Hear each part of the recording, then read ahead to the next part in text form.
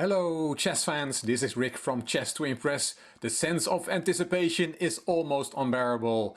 As I'm recording this video, it's only 9 days till the start of the World Championship match 2021 between World Champion Magnus Carlsen and his challenger Jan Nepomniachtchi. On Chess to Impress we're counting down towards the start of that great event by looking at 10 remarkable moments in World Championship history, and in this video we're going to look at the dramatic moments in the 2013 World Championship, the match between World Champion Viswanathan Anand and his challenger Magnus Carlsen. This is a position after the 26th move, Queen h4 to h6 from Anand in game 9 of the match. Carlsen was 2 points up. Anand desperately needed to win. Carlsen had won game 5 and 6 and was leading by 5 points to 3 and only needed 1.5 points out of 4 games to become the 16th World Champion. So Anand desperately needed to win, and he jumped at Carlsen's throat in this game in a very sharp line of the Nimzo Indian. As you can see, white is attacking on the king side, but black has a pawn on b3, and as Nigel Short explained it, if black crashes through, he queens a pawn. If white crashes through, it is checkmate. Carlsen played b3, b2 here. And let's look at some footage from the match. We see the drama unfolding. Yeah, but if this doesn't work because of Queen D1, then white is just lost. So let's just Well, hold on a second. This. Yeah. He's played Rook F4. Beautiful.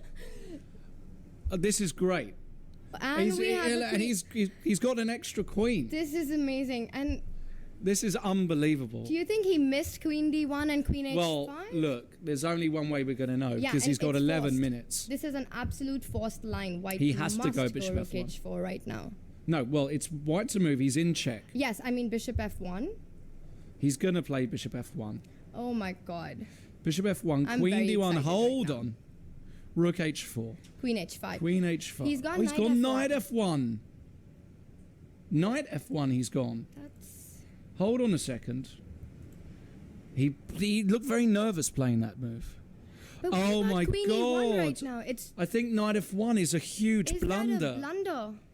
I think Knight F1 is an absolute shocker. What happens after Queen E1? Queen E1 and Oh my Magnus god. Carlsen could be a step away from the World Championship. Oh my god. What an incredible mistake, potentially. Now, we have to verify this. If anyone has a computer with them, please send us if this line... But we looked at Knight F1, Queen E1 with Yeah, the because- simple idea of blocking this, and Vichy is just a queen down. I mean, he plays... And Magnus has played He's played Queen it E1. so quickly, and Vichy will soon know by looking at his face. Oh my god. Oh my goodness. And this could be This it. was so close. Oh, poor Vichy, his face. He knows it.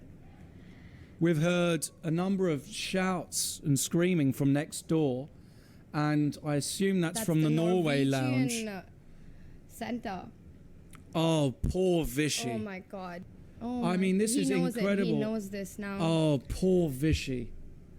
And he's... I think I'm gonna cry now. I'm shocked. I can't believe this.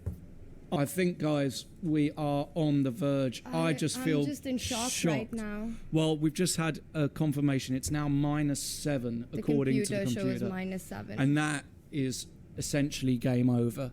So all Magnus has to do is... Magnus, he's pretty confident, and Vichy, you can tell by his body language. He knows that this is bad. Poor old Vichy. And he's resigned. Oh my goodness. I feel so bad right now, Lawrence. I just feel incredibly sad right now. So let's see what happened. We saw Anand play Rook F4, forcing the play, intending Rook H4 and then checkmate on H7.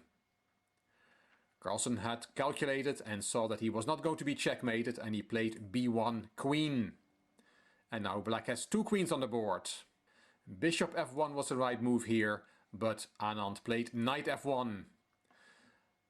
Grandmaster Anish Giri wrote in New in Chess, "I perfectly know this feeling. When the win is so needed and not there, any hallucination is welcome. Calculating Bishop F1 over and over, Anand could not find a win, and then when he suddenly thought of blocking a check with a knight, he thought he had found it. Obviously, there was no emotional energy left to double check, and only when he made the move did he realize what he had done. And now let's listen to Vishwanathan Anand explaining this himself in a press conference after the game. And then when I got to this position, I suddenly saw knight f1, queen d1, rook h4, queen h5, rook h5, gh5, knight e3, and now the knight is coming to e7. And by miracle, I mean, black will probably play bishop e6, knight d5, and might have to play queen takes, bishop takes d5, he might have to play queen takes d5. And for a second I got excited and the problem which I missed was simply the knight which was on g3 has just moved. So e1, h4, and of course as soon as I put the knight on f1 I saw what I'd done. So let's see what Anand was talking about. He showed a variation after queen d1, which was not played by Carlsen. Carlsen played queen e1. We'll go into that in a minute. But after queen d1, Anand had seen rook h4, queen h5. That's the only way to stop the checkmate on h7. You have to sacrifice the queen back, but it is your second queen. Rook h5, g takes h5, and then knight e3, and that knight is on its way to e7, as Anand explained, through d5 or f5. So bishop e6 needs to be played, and then bishop takes d5. White is a rook down, but is winning. The threat is bishop back to e4, and then checkmate on h7. If you take with the bishop, then the knight comes to f5 again, and black is powerless against knight e7 check. For example, bishop e6, knight e7 check, king h8, and this is checkmate. So as Anand said, after bishop takes d5, you might have to take that with the queen.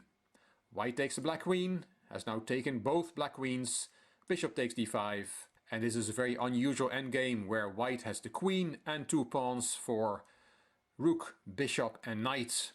And this is a winning position for white. But Carlsen did not play queen d1 in this position, he played queen e1. And as Anand said in the press conference, he had missed that the knight is no longer on g3, hence the black queen is covering the h4 square now. Anand resigned here.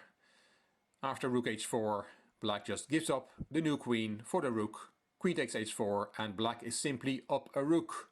Garry Kasparov, the 13th world champion, tweeted, Anand knew that keeping queens on was his best chance against Carlsen, but not three queens, he overdid it. And one last little bit of footage from the press conference. Let's listen to a question from the FIDE press officer, woman grandmaster Anastasia Karlovic, and as we'll hear, Anand was not very amused by that question. But actually you spent also a lot of time after this b3 move. Did you try really to calculate all these complications, all these variations till the end somehow, or was it possible? No, I was thinking what to eat tonight. I hope you like this video and that you'll keep counting down towards the start of the World Championship match with me.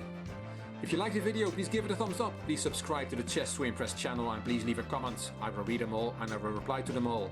If you like the video, it would be great if you could share it on social media by clicking the share button on YouTube. You can find me on Instagram, on Twitter and on Facebook. This is Rick for Chess to Impress. Thank you for watching.